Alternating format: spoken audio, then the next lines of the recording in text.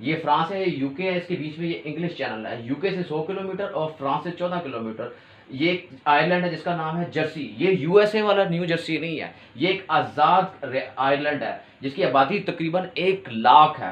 इसकी अपनी हुकूमत, इसकी अपनी अदालतें हैं, लेकिन इसके जितने भी इंटरनेशनल मामलात हैं वो यूके देखता है, चाहे वो दिफाई हो चाहे वो तजारती हो। यूके जो यूरोपीय यूनियन का मेंबर था वो 2020 में यूरोपीय यूनियन से बाहर आ गया। यूरोपीय यूनियन क्या था, ये तमाम मुल्क जो थे आपस में फ्री ट्रेड करते थे। यूके क्योंकि यूरोपीय यूनियन से बाहर आ गया, इसलिए जर्सी जो है वो भी यूरोपीय यूनियन से बाहर आ गया।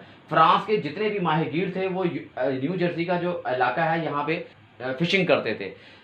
अब यूके ने क्या किया है, जो जर्सी का जो स्पेशल इकोनॉमिक जोन है उनसे उनको बाहर कर दिया कि आप यहाँ पे आके फिशिंग नहीं कर सकते। और ये जितना भी इलाका है जर्सी का, ये फिशिंग के लिए बहुत अहम है, यहाँ पे बहुत ज़बरदस्त किस्म की फिशिंग होती है। इस बात का जो है फ्रांस को बहुत ज़्यादा गुस्सा है। फ्रांस क्योंकि यूके के बाहर होने के बाद यूरोपीय यूनियन से सबसे पावरफुल कंट्री है यूरोपीय यूनियन में, इसलिए वो अपनी ज़्यादादारी कायम करने के लिए उसने क्या किया कि अपने 100 से ज़्यादा जो शिप थे फिशिंग के, उनको भेज कर क्या किया कि जो जर्सी का जो है घेराव कर लिया, जिसकी वजह से जर्सी जो है उसको बड़ी प्रॉब्लम हुई। अब यूके को इस बात का बड़ा गुस्सा चढ़ा, उसने क्या किया, अपने वारशिप यहाँ पे भेजे, जिसकी वजह से वो 100 जो शिप हैं वो उन्होंने वापस गए। अब फ्रांस का बयान ये है कि जी ये उन्होंने क्योंकि आपने फिशिंग उनकी बैन की थी इसलिए उन्होंने एहतजाज की है, हमारा इसमें कोई अमल दखल नहीं है। लेकिन यूके कह रहा है कि ये फ्रांस की इजाज़त के बगैर वहाँ पे आ ही नहीं सकते, क्योंकि फ्रांस की तो नेवी यहाँ पे मौजूद होगी। अब उसकी नेवी से आगे जाके उन्होंने जो जर्सी का जो इलाका है, या आप उसको यूके की टेरिटरी कह रहे हो, उसके अंदर दाखिल हुए हैं और उसके आयरलैंड का घेराव कर लिया। इसके ऊपर यूके को बहुत ज़्यादा गुस्सा है। अब उसने उसको यहाँ पे अपने जो वारशिप हैं 2 वो खड़े कर दिए हैं ताकि दोबारा ऐसी हरकत ना हो। इसके जवाब में फ्रांस ने क्या किया, फ्रांस की एक मिनिस्टर हैं, उन्होंने पार्लियामेंट में ये कहा है कि अगर यूके ने अपना जो कानून है इसको वापस ना लिया और हमें यहाँ पे इजाज़त ना दी तो हम क्या करेंगे। Il est important que nous puissions dénoncer immédiatement, et je l'ai fait auprès de la Commission, le non-respect de cet accord de Brexit, parce que si on l'accepte à Jersey, eh bien, c'est dangereux pour l'ensemble de nos accès. Vous le savez, dans l'accord, il y a des mesures de rétorsion.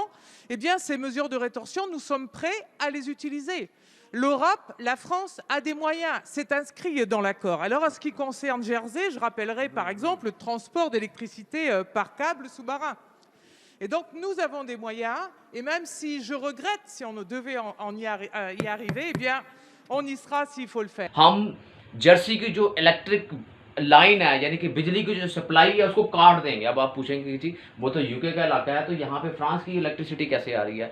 जी ये क्योंकि 14 kilometre यहाँ से दूर है, France से, UK से 100 kilometre दूर है, तो इसलिए यहाँ पे 90% जो इलेक्ट्रिसिटी है वो फ्रांस देता है। तो फ्रांस को क्या करना है, फ्रांस को कोई ज़्यादा मेहनत नहीं की, उसने सिर्फ ग्रिड से वहाँ से उसकी इलेक्ट्रिसिटी बंद कर देनी है और जर्सी का जो 90% जो इलाका है वो अंधेरे में डूब जाएगा, उसकी इंडस्ट्री वगैरह जो कुछ भी है वो बंद हो जाएगा।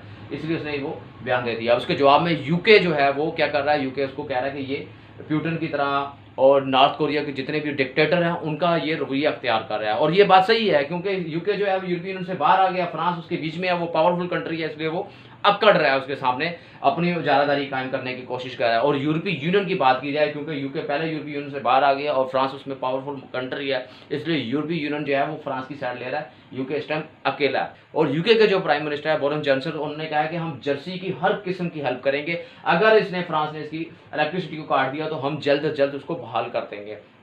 तो ये एक बहुत बड़ा डिस्ट्रीब्यूट है और इसने बढ़ना ही है। बढ़ना क्यों है, इसने इतनी जल्दी हल नहीं होना, क्योंकि फ्रांस में इलेक्शन होने वाले हैं और ये जो लांती जिसको हम गालियाँ देते हैं, इसने भी वो मोदी वाली पॉलिसी अपनाई है कि जब इलेक्शन करीब आए तो दूसरे के ऊपर चढ़ाई कर दो ताकि आपकी आवाम जो है आपको वोट दे।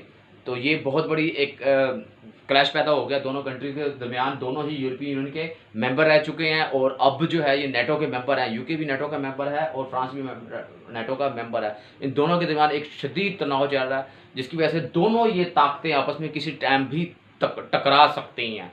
क्योंकि लगता यही है कि फ्रांस की जो है इसके ऊपर नीयत ख़राब है, क्योंकि ये काफ़ी दूर लगता है उससे, यूके से दूर लगता है और उनके पास लगता है। इसकी इलेक्ट्रिसिटी की सप्लाई जो है वो भी यहाँ से आ रही है, तो ये कोशिश कर रहा है कि इसको हड़पने की कोशिश कर रहा है। तो ये किसी टाइम भी एक 2 पावरफुल कंट्री को आपस में क्लैश डल सकता है। अगर वीडियो अच्छी लगे तो उसको लाइक कर दें, दूसरों तक जाने के लिए शेयर करते हैं। इसके साथ में इजाज़त दीजिएगा, दुआ में याद रखिएगा। अल्लाह हाफिज़।